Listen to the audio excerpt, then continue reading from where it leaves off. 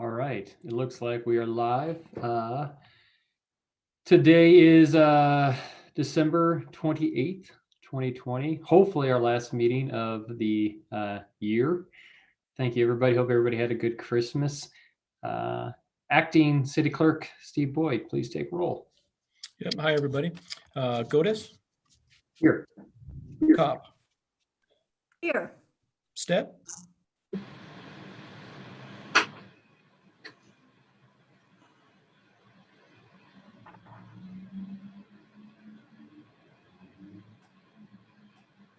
Paula? She's here. I can see her. Now, can you hear me? There you go. There we go. Willman. Here. Davis. Here. Hershey. What's up? Here. You have a quorum. All right. Well, the only agenda item on tonight's agenda is for us to discuss the money that we were going to be granting to businesses and trying to tie that up a little bit. And so we're going to take public comment. When we first got on, there wasn't anybody in the audience, but there are a few people. So I thought we just I thought I just turned over to Councilor Davis. He and I have had a couple conversations about this over the last week or so. And Steve, I'd love for you to just kind of like lay out what some of your thoughts are on how to most effectively use these dollars and who and how they can be impacted. And once you explain that, we're not going to have a staff presentation or anything. The staff presentation will be you. I'll turn it over to public comment to see if we get any public comment. And then I'd like to bring it back for council comments. Shelley, did you have something to say real quick? I had a quick question, Jonathan or Deborah, if you could just give a little bit of background on what this money is, where it came from, and how much is available, please. That's great. Deborah, do you want to go? Sure, yes. I believe we are talking tonight about the $115,000, which is our remaining CARES Act allocation. Also, the DDA, while you guys can not really tell them specifically how to spend this money, they decided to join us with $50,000 to help downtown businesses, which we said then we would just spread the money around a little more. So it's $165,000, I think, is what's on the initial discussion. I did tell you guys at the last meeting that we would be happy in January to talk about if we should do any additional stimulus funding with like the $200,000 that I call the Recycled CARES Act funding. That is money that we gave out, I think, in April or May before we knew we would get this money that we pulled down from the state when you guys had kind of said do 30% for the general fund or city reserves, 30% for businesses and save 30%. That was kind of like the most of our 30% for city resources. But I think we are happy to roll that back out into the community if that is something council would want to do. So it's the $165,000 question tonight. And then also if you want us to do more, when and how. Great, thank you. All right, the floor is yours. Mine, is that me? Jonathan? Yes, sir. Yes. Mine, okay. Thank you for that. I think at this point in time, I believe it's the desire of this council to direct staff to award grants to restaurants that have been most adversely affected by the state of Colorado's direction of moving dine-in restrictions from orange to level red status in Garfield County, which eliminated all indoor dining. These grants would go to locally owned restaurants who historically have relied very little on carry-out business. Those businesses whose model includes table service and indoor dining. Those who have little or no way to adapt in a meaningful way for their survival and well-being. We believe, and I believe, hopefully I'll get a second on this, that their survival is critical to the survival of the fabric of our community and to the other local retail in our town. We would like to help everyone, but cannot.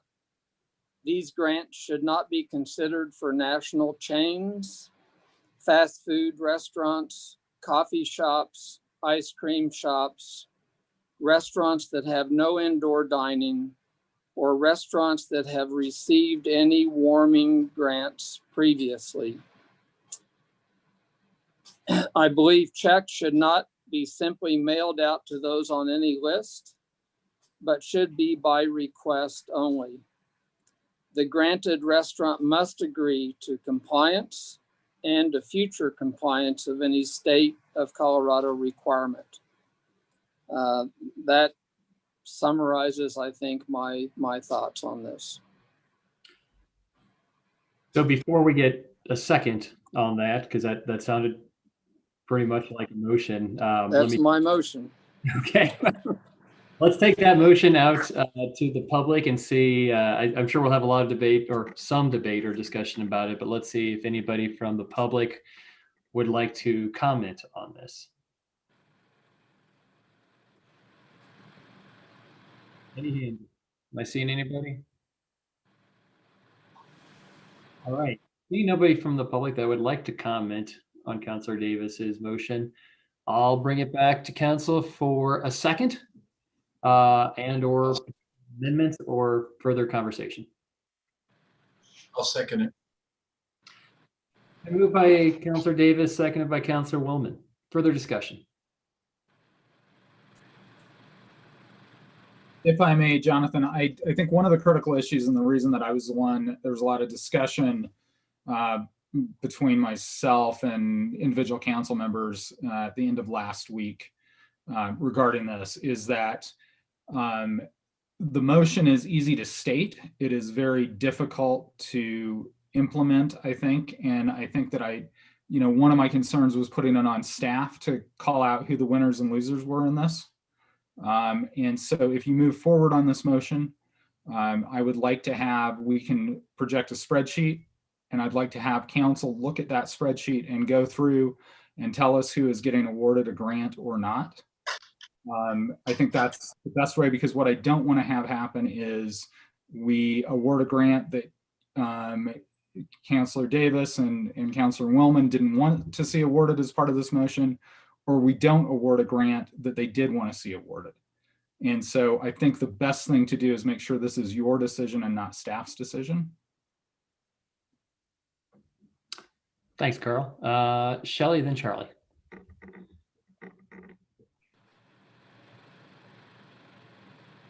I guess I'm wondering, Steve, if you can go through and we can kind of bullet or number the criteria, because I would rather not have council be those calls. It's similar to what we did on our FAB grants that we've worked on for years, and we kind of got to a point where, council doesn't necessarily go through the list and winners or losers. I think that puts us in a very awkward position politically. So I would prefer that we have well enough defined criteria that staff is, to put specific restaurants into those various categories. Another idea that I would like to see us consider, and possibly do not do it on this funding that we have at this time, just because of the short time frame. But if we consider grants in the future, I feel that this whole pandemic and the economic impacts of it have been really changing and dynamic and confusing from early March, right? We went into the lockdown and then things have changed, things kind of opened up, then they've ebbed and flowed, and some businesses have benefited from that change in the market, change of people's habits throughout the last year. But, and some have been hurt. You know, it's difficult to know and understand how that has happened, which I think makes it more difficult for council to try to call winners and losers on that. So I would like to see us have a criteria where we can actually possibly look at sales tax receipts or receipts that come in, you know, a clear quantifiable criteria that comes into City Hall that we can say, compare it to last year's numbers and know, hey, this business is down 25% or whatever that number may be, and kind of use that as a qualification along with some of these other qualifications. So that's my comment for now. I'm not against the concepts here, but I would like to see them bulleted out so that we're giving very clear direction to staff. You want me to respond to Carl? Can we go through and take some other comments and then Yep. Second round? Charlie. Yeah, I empathize with what Shelley's saying, and I know it's difficult for staff, and I'm not trying to put staff in a more difficult position they already have been throughout the last 9 months, because it's been a very tough job for them in managing assistance to local businesses. But I think in my discussions with Steve, in my view, that what we're looking for, and Shelley, I don't know if it gets to the criteria looking for, but I think what I'm looking for is we have businesses that their primary business is people coming into the restaurant, sitting down, socializing, eating, and leaving. It's not people going in and grabbing something to eat, either taking it out or eating, you know, at a very quick kind of fast food kind of environment. I think those shops for the most part, I think, are not receiving the same impact. I don't know if we can get into a percentage of sales tax versus non-sales tax. So my criteria would be is any place, any restaurant, because this is only set in for dine-in restaurants where their primary business has been dine-in service, and they're impacted because they can no longer do that. Those should be the ones that should receive the priority for funds. And that's my goal in this. And I just want to follow up with one other comment, just so you're all aware of this. As you know, I've been working with the chamber and others, and we have another meeting tomorrow. And it's our intent to move forward with the chamber to get everything ready. So as soon as we get the numbers down enough, the 2-week descending rate that the state requires, that we can go into a 5-star program and possibly even have restaurants pre-qualified. So as soon as we get the certification from the state, we can turn around and certify the restaurants to get them up and running at the appropriate level as allowed by the state within the 5-star program. So we are proceeding with that in Glenwood. We tried a regional area that wasn't having success, so we brought it back in. We're just going to do it from a Glenwood Springs City perspective. Excuse me. Thank you. Thanks, Charlie. Paula. Thanks, Charlie.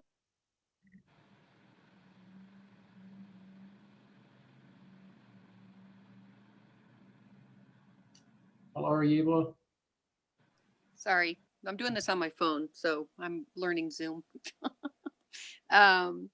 Yeah, so some of my concerns, number one is, how do we know how some of these businesses are doing? If I was a coffee shop downtown, the only times I went to coffee shops prior to this happening to us was I'd go to a meeting and the whole place would be filled with a meeting, different groups meeting and having coffee. And now I don't know how many people run in and grab a cup of coffee and walk out the door, so what is sit down, what is not sit down? The other thing that concerns me is, a franchise is somebody locally bought a franchise and is running a business. And if it's a Pizza Hut or something like that, where they did really rely on, seated dining as well as people doing takeout, it's just, it's really awkward for me to say your business was mostly dining, sitting in, and that type of stuff. And I really admire the restaurants that have really taken up and gone, we didn't do takeout before, now we're doing it. And really that's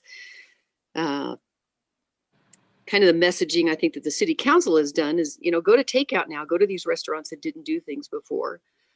So I appreciate what Carl is saying, us putting together a list, but I would rather put together parameters of what we're looking for. If that's what we want to do along the lines of what Steve said, then let's just be sure that we are doing this fairly and know what ownerships are and know what it does to impact them, which is why I actually appreciate what Shelley's saying. What difference has this made on people's income? So I'm having a hard time swallowing the whole thing right now and just going, yes, we should move forward in this kind of big picture and really kind of look a little bit more, in depth at what the parameters are and really see how these businesses have been affected when they're really trying hard to do the best they can, especially those that are following state laws. So I'm not quite ready to jump on this whole thing without looking at it a different way at least once or twice and discussing that. And I like what Shelley's idea is as far as looking at a tax basis. Thanks. Thanks, Paul. Ingrid? I think I want to start with a couple questions to staff and just ask them how difficult it would be to ascertain tax info from a similar quarter of 2019. Is that something that you could get relatively easy and or work with an applicant for an application? I mean, I can let Steve respond to how easy or would not be. I just want to make sure you guys realize the $115,000 has got to be spent by the end of the year. So, like 40. And I'll let him respond to how difficult it is to get that information. And just to be clear, it has to be spent by the 30th, according to DOLA, which is in 48 hours. So by closing this, so 47. Yeah. So that might not be an option for this pot of money. Yeah. I would not recommend we put this pot of money at risk.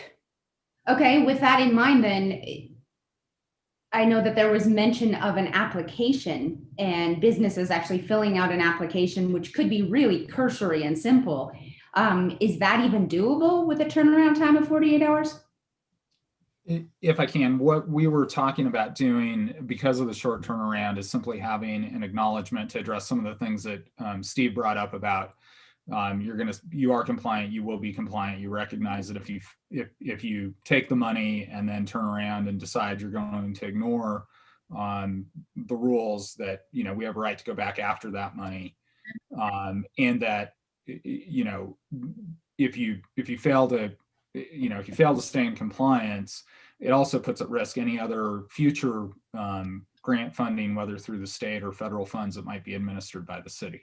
So what we were thinking to try to accelerate that is just when people come in. So we were going to provide this money through the Chamber Foundation, so that we could just write one large check to them with the parameters of how it's being distributed. That makes it easier for us to get to the 30th. That when businesses came in to pick up this check, they would have to initial all of those things and sign off on the fact that they had acknowledged the receipt of the grant funding and the conditions of the grant. But I think it's going to be hard to dig into things like sales tax dollars just with the time we have left right now. So sure, that makes sense. Okay. So with the motion on the table, which actually I can get behind a lot of Steve's direction and recommendations to staff, I do think that we, in effect, have given a lot of direction to staff as to what businesses we are willing, or we would be supportive of receiving funds just within the language of the motion. If I may, Councilor, I think the issue is, does say a pizza delivery business that has both inside seating and a delivery service, do they qualify or not? Sure. No matter which direction we make that call as staff, that's going to come back on us. This is 65 businesses that you guys would need to go through and look at and say, and frankly, you guys have a level of understanding of these businesses that we probably don't in making those decisions on what is primary sit-down service. And I think that, I think, how do you define a coffee shop? I can guarantee you coffee shops will be looking for a way to define themselves as a restaurant, not a coffee shop. I don't know. And so I think it is, to make sure your will is being implemented, is why I was suggesting just go through the list and identify, as you look at that list, who's in, who's out.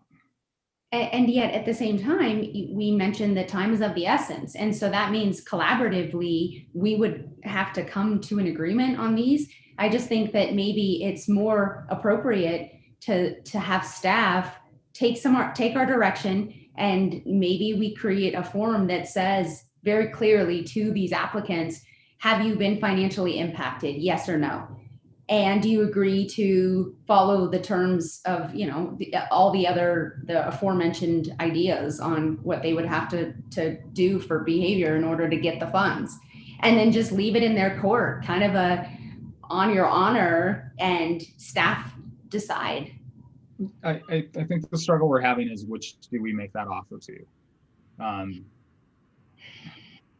It is, if you only serve coffee in the mornings, if you're only open until, I mean, I know on the face it seems easy to make those calls, but the fact that council is hesitant to make those calls personally is reflective of how hard it is for us to do it at the staff level as well.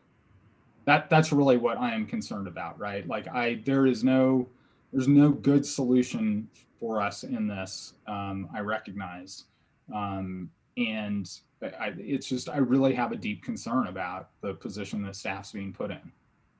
So and I completely appreciate that. My concern is that with time, once again, being so much of the essence, 48 hours. Sorry, Jonathan. That's okay. I don't get to raise my hand.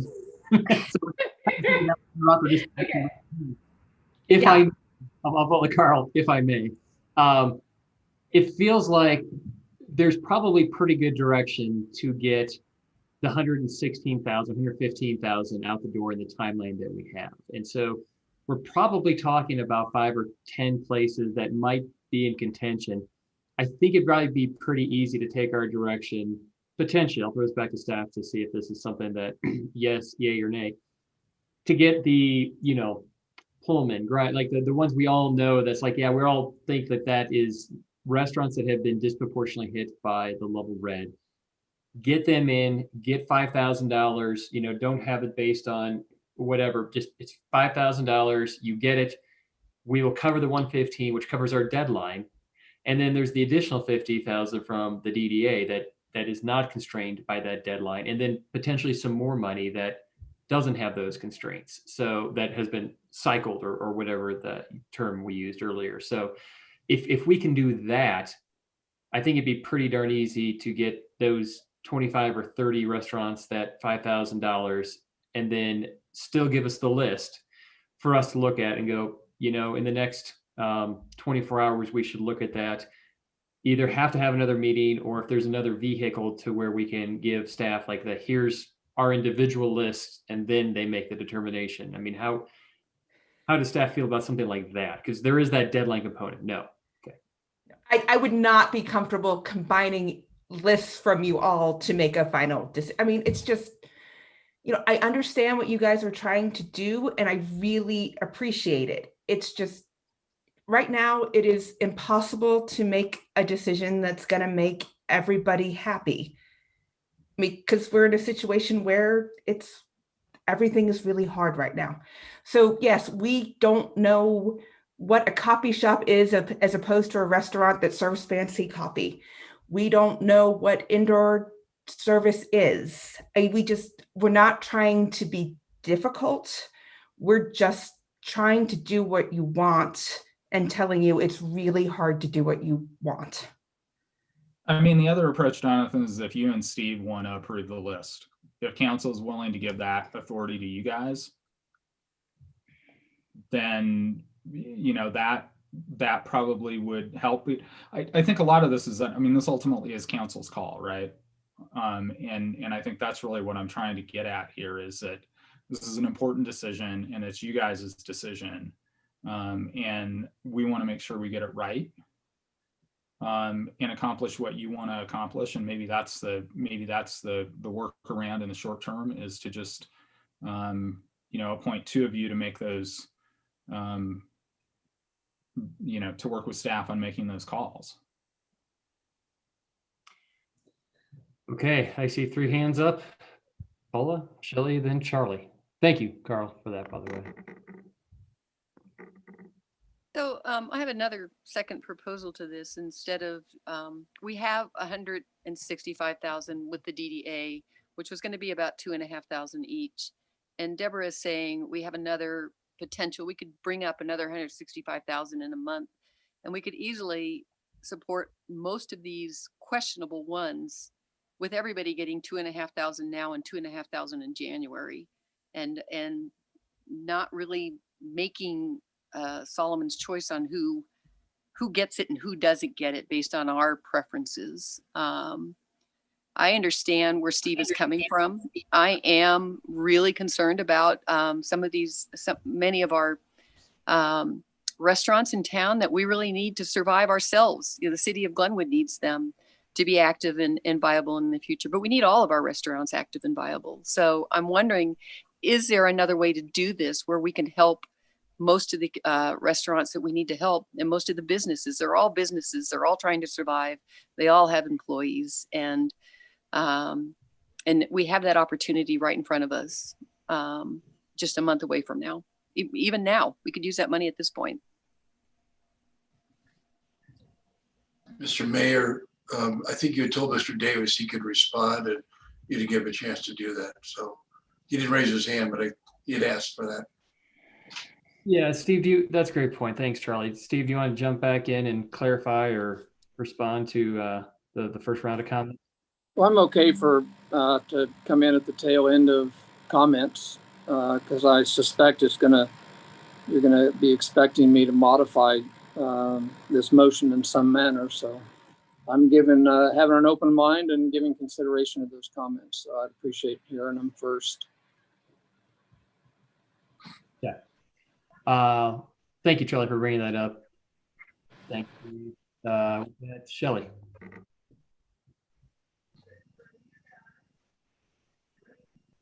I understand that this is really difficult for staff to do, and I guess, but I think what I'm hearing from council is that we really want to focus this money to where the need is greatest, and especially with the impact of us going into the red level for COVID. So I think what I would like to see us do is take Steve's motion and again, turn it into a specific set of criteria. And what I've heard specifically is complying with the state, CDPHE, local ownership, and whether that's local ownership of the franchise or local ownership, but also maybe restaurants that do not have drive-through, because I think there's evidence out there that's restaurants that have that ability to have drive-through service, and that's been their model all along, have not been hurt nearly as bad as restaurants that have indoor dining. And I don't know, Steve, you have other criteria on there. I'd like to see us kind of go through those bullets and find out which ones can we reasonably put in place in the next 48 hours, get that 115,000 out the door. I like Jonathan's idea of holding that 50 back from the DDA. We can take a little bit of time with that one and maybe be more discriminatory on where that goes. But again, trying to get to the greatest need in the community. And I think staff has done a great job to now helping the community. The city has done a great job working on everything, but we're at a critical time now. We're in the last few months and probably the worst impact on the businesses of the pandemic. And I think we do want to be careful with this money. Thanks, Shelley. Charlie. And just a couple of comments. I'll make them quick. So first of all, we hold back 50,000 for the DDA, it doesn't work because everybody has to be spent within the DDA district. You can't use that money somewhere else, and that's going to create other problems that you don't want to create. The second thing is I tend to, if staff wants us to make the decision, I have no trouble appointing a couple of us to make those decisions. I think we all have a sense of it. You all can give us feedback, whoever those two people are, and then we could make those decisions and get this money out the door. I didn't realize that we had this 2 days. I probably should have, but I did not realize that. So, and again, we have backup. We have another set of money that might be available in mid-January. We maybe get the 5-star program money, which will also help these restaurants. So we're doing a lot, but I do think we got to get the money out. There's restaurants that are being really impacted right now. I think we need to help them out as much as we can, as quickly as we can. Thank you. Thanks, Charlie. Given that I think this is a really sticky conversation for us all to have, I saw kind of the list of different restaurants, and in my mind, I'm like, oh, well, that fits, that doesn't, and then well, if we fund that, then we have to fund that. So it's tough, and it's going to be tough whether we pass off to staff or we take it. But one thing I know is staff aren't politicians, and they're not. It's not their job to be making the hard decisions and be telling that 30-second or that 40-second restaurant, whoever doesn't make the cutoff, or the 3 that don't make the cutoff. That's not fair to them. It's going to be really tough for Jen to come to those restaurants and talk to them about a facade grant or about how to turn this building into a distillery or something really cool like that in the future, and to really work. This is the staff we tasked to go out in the community and work with these businesses. I guess heavy is the head that wears the crown, and like it or not, we wear the crown. So I kind of like I don't like it. I just want staff to do it so we don't have to do it.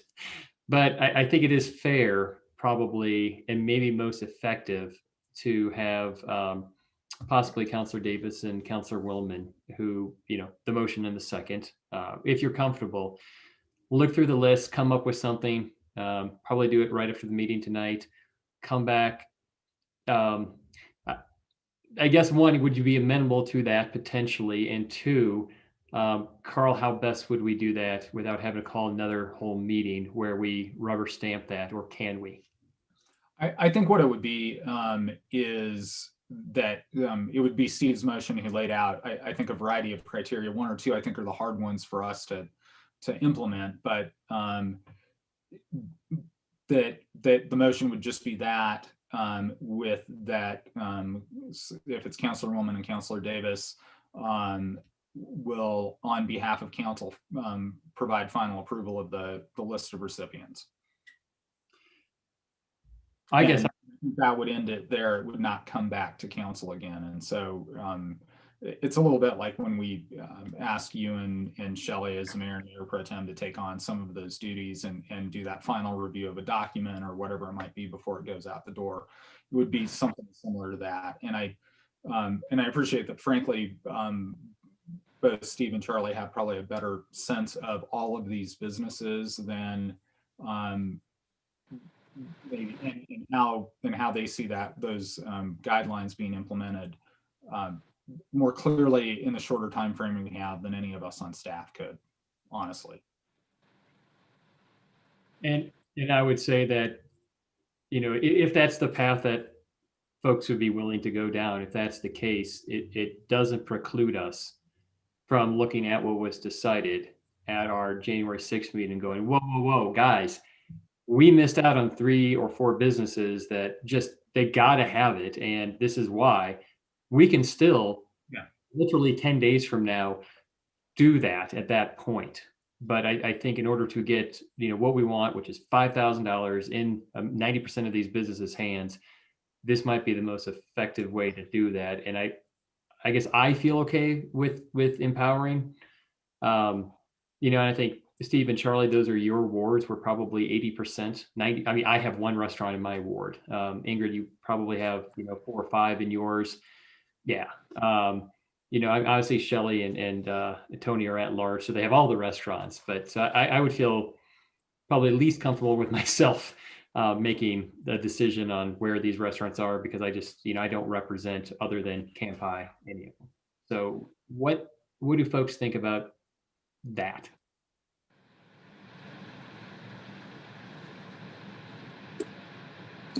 Shelley, and then Ingrid. I can get on board with that, basically because of the short time frame, and I do look forward to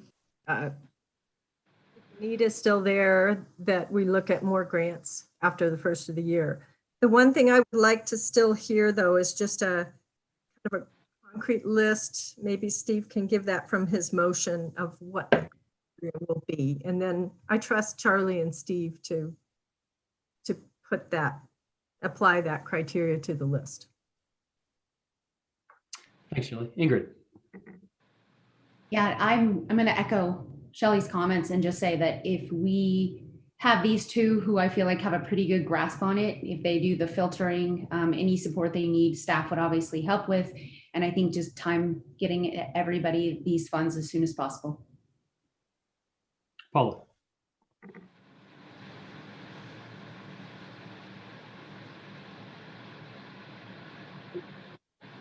There we go. There we Here go. we are. I'm there. Yeah, I'm okay with this as long as we have that secondary opportunity, can make that part of the motion that we will consider other businesses at the first meeting in January, just to have that component out there that we can make sure we take care of the people who need it, that we may not know what they're dealing with. And I'm sure we're going to hear from some of them. So that would be one component that I'd like to see Steve add to that. So Steve, would you restate your criteria that you stated originally? And maybe, I guess I would ask for an amendment to your motion to include you and Charlie, if Charlie is willing to maintain his second and be part of the team that works on that. So could you restate that criteria for us? Several things here going on. One is I will provide staff with a written copy of this motion. I know we're a little hampered at getting that out. It's not in the packet, right? So that will be clear. I think that I spent many sleepless nights and a lot of time trying to make this motion very specific so that it would be well understood. I have to say that, and Deborah said, you're not going to make everybody happy. Of course, you're not going to make everybody happy. I fully expect that I'm only going to make half of maybe everybody happy, right? Everybody else is not going to be happy. There's just no way in this day and time we can make everybody happy. This is put together to benefit the most adversely affected restaurants in this community. In Colorado, I am told that there are over 200 restaurants now that have closed their doors that will never open their door again. We are very fortunate in Glenwood that we have not seen that, and we need desperately to try to do anything possible to keep that happening to our community. That's why we've put this together.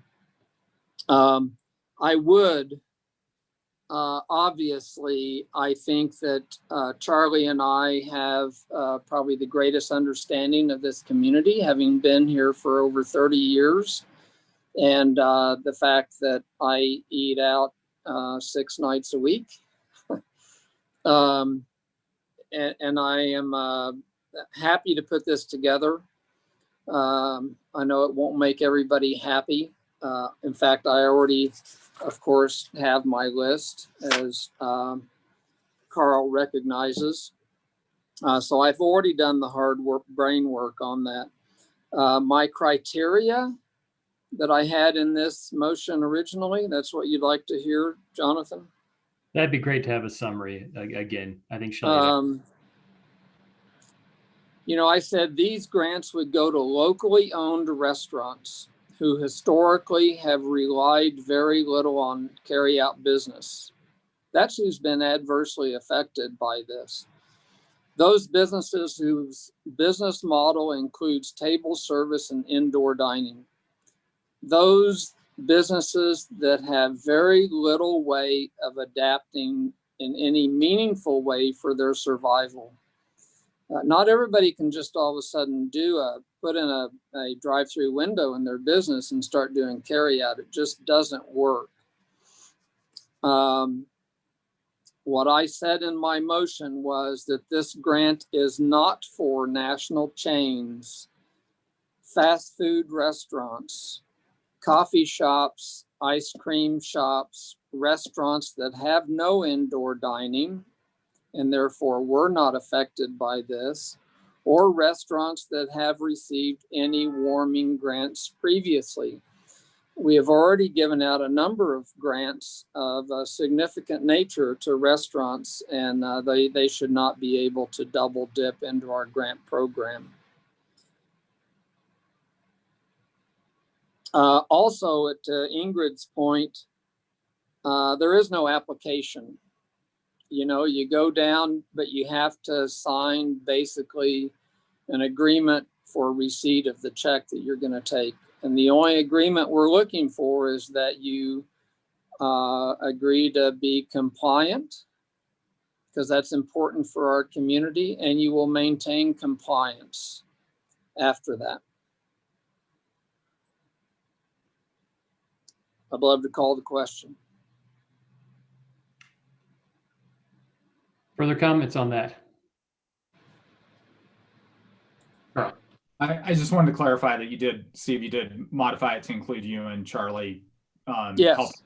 Yeah, thank you. Yeah, and I think we can do that by 8 o'clock in the morning. Yeah, no, I know you've done a lot of the work in thinking about this, which is why I suggested it. Charlie, is that amenable to you? Go ahead. That is agreeable to me, that amendment, and I'm willing to help undertake that task. I would also ask that we add to that what Ingrid and Shelley and Paul all asked, that if someone is left out of that, that they would be able to come back and ask us at the first meeting in January as a council to be awarded an equal amount of money. If Steve would add that to his motion. I'm agreeable to that if they can qualify themselves in some way.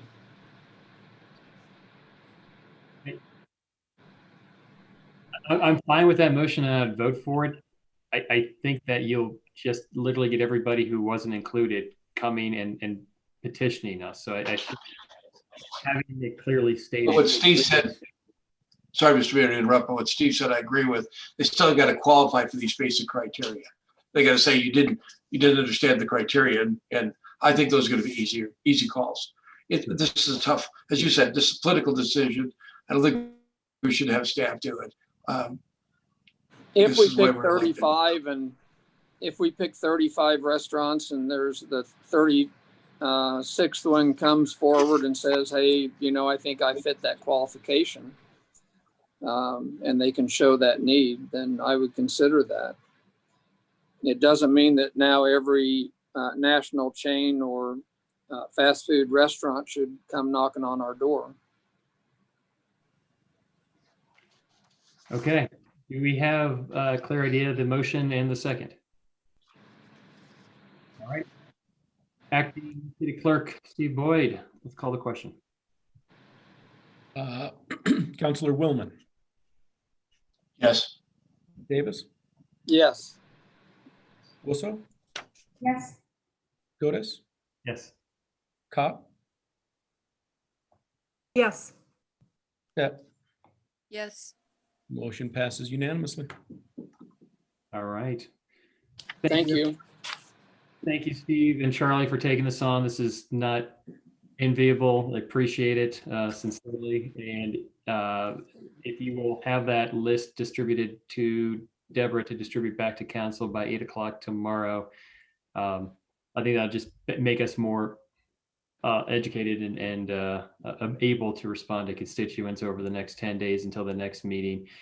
Deborah, or do you feel like 8 o'clock is enough time for you to then get out through potentially the chamber, the DDA, other sources to say, get your butt in here in the next 36 hours and pick up a check? I think what we will do is cut the check to the Chamber Foundation, give them the list, and then, and then work on getting the money out. So that means, so just so I understand, whatever list that we're given by Charlie and Steve tomorrow is the list we give to the chamber, and it is a done deal. So no matter what is on that list. That is what at least I voted for. Okay. Can everybody shake their head? Is that okay? Okay, we'll do it. All right. Anything else for the good of the order? One question. Just one question. So we have 165. So if Steve and I pick 32, it gets divided equally among the 165. Is that correct? Yes. I mean, we might have to do some real quick backwards math. I don't think it'll be That was a my- problem to make sure the whole 50,000 stays in the DDA, but I don't imagine that will be a problem. Deborah, I apologize. I missed the first part of what you said. I think we'll have to do a real quick look at it to make sure that the whole $50,000 from the DDA stays in the DDA boundaries, right? But I don't think that will be a problem because that is where That's the right. majority of the restaurants you are describing. I doubt it. Okay. And just to let you guys know, we already have sort of vetted with the chamber the acknowledgement form to be used. So that's ready to go. Thanks. And Angie was on here earlier. I think she dropped off, but I assume that's not going to be a problem. So. Yeah, just, before we conclude tonight, I just want to say that this is not if a business doesn't get selected this first round, obviously, if they don't fit the criteria, there's another opportunity in 10 days at our next meeting, or 11 days, whatever it is. In addition, this is not a slight, this is not a penalty to any restaurant for being potentially an ice cream shop or a coffee shop or something like that. This is extra money to help rescue and get businesses hopefully through the next 90, 120 days until we get more herd immunity and this vaccine can take root. We put out hundreds of thousands, 450,000, I believe, in May on the first round of support. We've done more than any other municipalities around here have done. We've done a lot to try to help these businesses through, retail, restaurants, and this is just another attempt at it. So, I hope the community sees this for the intent that it is, to keep our restaurant economy, which does filter down and trickle over to retail and other businesses, up and going just until we can get things going. So thank you very much. And I guess good night. Be adjourned. Have a happy New Year, everybody.